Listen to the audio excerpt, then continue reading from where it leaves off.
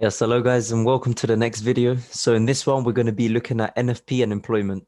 So moving on from what we saw last time, we obviously realized that, NFP is one of the employment figures are one of the biggest economic drivers, especially because it gives a really good understanding on how the economy is growing and how it serves its people in a way. The more people that are employed, the more money they can make, therefore the more spending that can happen.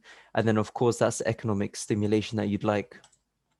So NFP, the non-farm payroll report, is a key economic indicator for the United States, representing a total number of jobs added in that month. It consistently causes some of the biggest price moves in a month. It's so influential because it accounts for 80% of the GDP workforce. So this report is released at 1:30 on the first Friday of every month. Now, of course, this is UK time, so obviously convert it to wherever you are.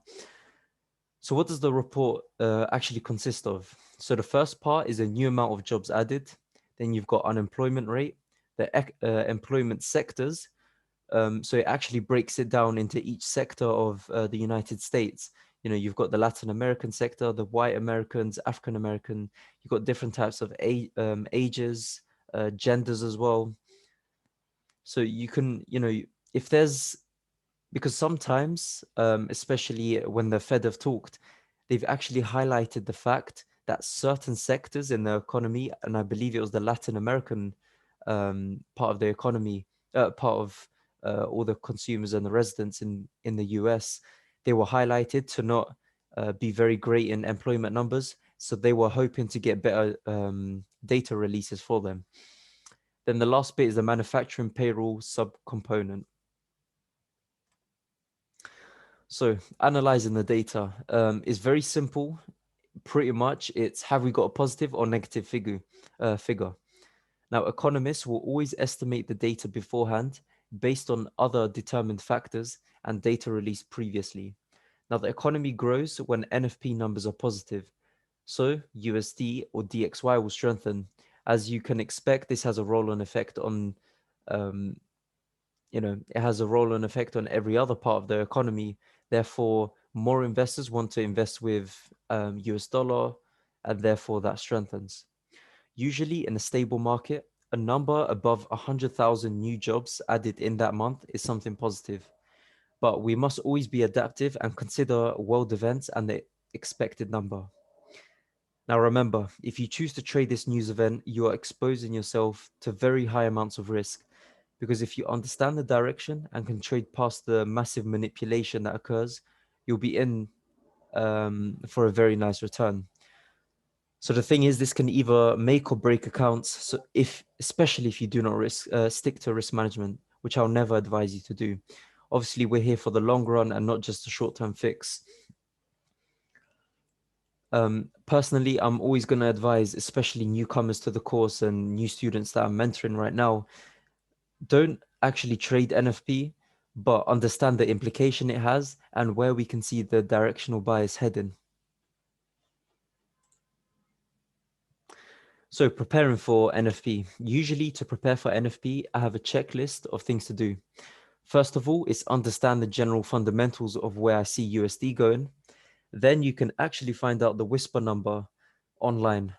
Personally, I find this through my Bloomberg terminal that I have. But I believe it can also be accessed online through a bunch of FX news websites too. So now what happens when you actually get to the NFP? During NFP, I will usually have up 2 websites and a live stream. So the live stream that I always use is the FX Street NFP live stream. There's always this one guy that, he's been doing it for many, many years now. I believe over 10 years. He's done almost every single month as a stream. And he just goes through everything that's going on, even explains fundamentals and where he sees it going.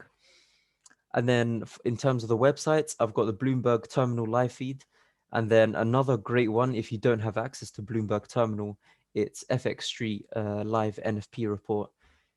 They have like an instant feed coming through, and there's always analysts that are explaining what goes on and everything like that. Before I actually move on to, the websites and everything, I just wanted to explain a bit more about the predicted numbers and the actual numbers that come out.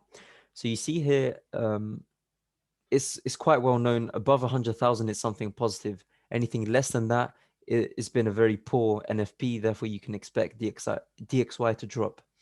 However, you've got to consider what's going on across the world and the macroeconomics. So, for example, at the moment, a lot of us in the past year have lost jobs. Therefore, unemployment rose, and NFP every single month, you can expect a severe drop, right? But as soon as the economy started opening up, we had the QE program. There was more money circulating in the economy. Therefore, businesses are thriving. That's when we started seeing the NFP rise substantially. I believe in the most recent one, it was almost 1 million jobs added. Now, this might seem crazy where you think, oh, because we had that massive increase, and it's way, way above 100,000, that's something positive. But you've always got to look at it as something relative of what the economy is doing at the moment. So this 100,000 is a general, just base number that you can use during normal times. However, what I'd always recommend is to look at the previous NFP numbers and actually go on the charts and see what's happened. This is something that I always observe. I believe before, when I was learning everything about NFP and how to trade it, I even had a document of every single month, just explaining what NFP number came out, what was the estimate, the whisper number, and then the actual effect of it on the markets and what happened. Usually, what I'd always see is there's a lot of manipulation at the time, perhaps consolidation for maybe the next few days. And then in other times, price would severely increase when the numbers were substantially bigger than what they were expected, or perhaps they were substantially smaller than what they expected. With NFP, you really can't be trading straight away, especially when the numbers are released. But yeah, I'm going to be getting more into that soon. So during NFP, like I said, you've got this second website that I look at. Obviously, the Bloomberg terminal, not many of you might have access to that. But in terms of the website, I use the FX Street live NFP report. So this is what it looks like. Whoops. Here, for example, it says NFP rose 943K that month. So there will be a live report on the left-hand side over here showing the numbers that come out and some commentary at the same time. And then in terms of the live stream, they do NFP live stream here from FX Street. So he's the same guy. You can always look back as well, see what he actually predicts a few minutes before, and then the outcome of both the situations. And it lasts for quite a few hours. I believe it's a 5-hour stream. So if you've got time and you're not working on a Friday or anything, actually check this out. It's perfect for studying as well at the same time. There's many weeks where I would simply just watch the news, watch what was going on with this live stream, and then understand the effect on the markets, but I wouldn't even enter. So trading on the markets at the time. So the biggest movers of the market is, of course, the USD pairs at the time, because we're looking at NFP for the US. But in particular, what moves a lot that day is gold, which is XAU USD on the charts. Now, let's just say, for example, that we can see USD fundamentally is getting stronger, and we expect some good numbers for NFP. Of course, this is backed from previous numbers as well that might come out, what the Fed has said, what's their stance on tapering, everything like that. So we're expecting USD to rise. So first of all, what you can do about this to actually get into any trades is position yourself into your trade in the days before, so you can try to be risk-free. Obviously, this is days before, weeks before, whenever it may be. Take some partials and set to break even. So what this may mean is, I'm just going to draw this on over here. Let's say, for example, we're in a downtrend this is EU. We're expecting USD to rise. That means EU drops. And we're in a downtrend at the moment. Order block filled there. Then we're returning. Let's just say, for example, this is Monday or a Tuesday. We're in the beginning of the week. We know by Friday, we're expecting very good numbers. we want Euro USD to go down, right? So what do you want to do? The ideal situation is, if possible, try to get in any of the trades, whether it be whatever type of point of interest or whatever you can get into, wherever price goes. Let's just say this is now Tuesday. It breaks down, retraces, goes down. Then now you're in this trade. You're set for the week ahead pretty much, and for Friday.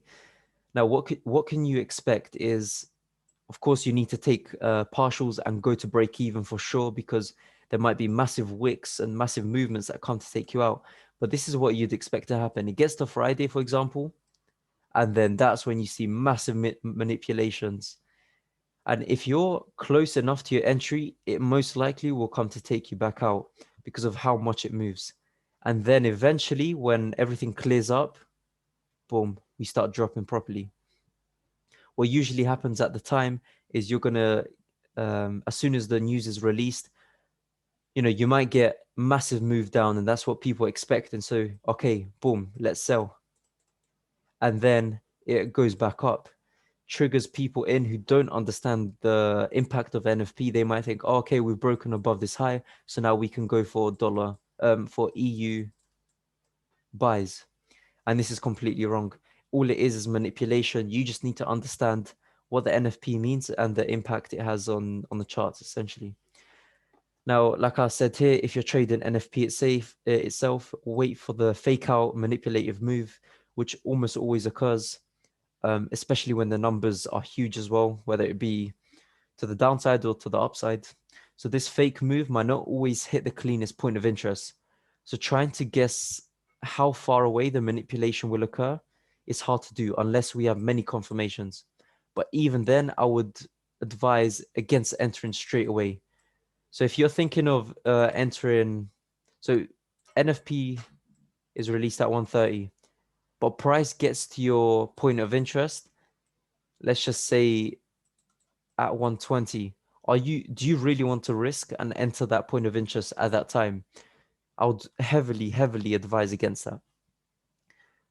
Now the third step, once you see the manipulation clear up, you can try to enter the market as a market execution. So that means, so it might be hard to get into a limit because of how much it's moving. You might misunderstand the points of interest. It might not even hit a clean point of interest. It might just, I don't know, let's just hit some random point on the chart that usually you can't explain. And that's mainly due to the volatility at the time. What you could do is, if price action has cleared up a bit and you see that we're now downtrending, you might not actually see any pullbacks like you normally would because of how impactful the price movement is. So what you could try to do is enter market sell, put a stop loss somewhere comfortable. So maybe at the previous high where you can expect price to not go back up to. And then this will most likely keep on going and going and going, even until the next week. And that's exactly what we've been seeing during July and the August time as well. Obviously, look back onto each NFP day, see what happened in the market as well in the charts. Definitely help. So my personal opinion, forget trying to trade NFP if you have not done so in the past. I have minimal experience. And just understand the effect of the data release and how this can aid our directional bias. Finding an entry the next week is always more safe and reliable. So like I said, we've got Friday here, end of week right there. Then you've got the new week.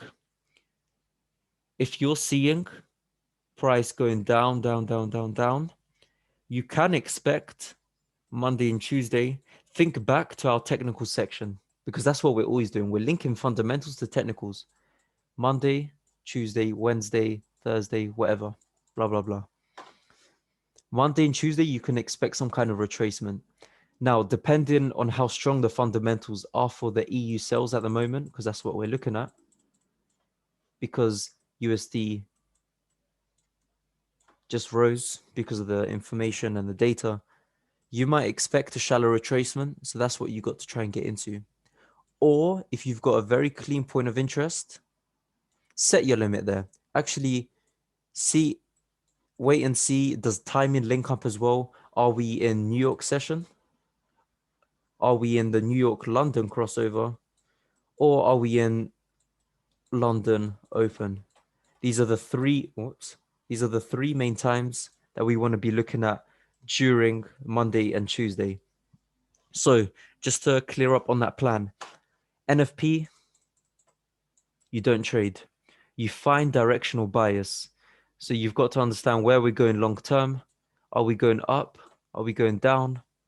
How has NFP helped with that? Then when it gets to the next week, end of week, Monday and Tuesday, you can look down on the lower time frames. When you get to a point of interest, see the break of structure, enter like how I teach with the technicals, could be an inducement, so it goes back up and goes down. And that's exactly what you want to be getting into. So yeah, guys, I hope you've enjoyed these lessons. I'm going to keep adding to these advanced fundamental sections. As you know, fundamentals the knowledge for it never ends. I'm always going to be researching and researching more and bringing more value and content to you guys. So this is the section I'm going to be adding it into. It's going to be advanced fundamentals. Might make a third section or just keep adding to this for the moment. But yeah, guys, this is it for now. I hope you've enjoyed the lesson so far. Maybe now NFP is clearer for you. You can actually understand how to trade it. Yeah, don't get manipulated. Don't be a market noob and just enter straight away, because that's the worst thing you can do, especially on a big news event like this. So yeah, guys, take care and I'll see you in the next section.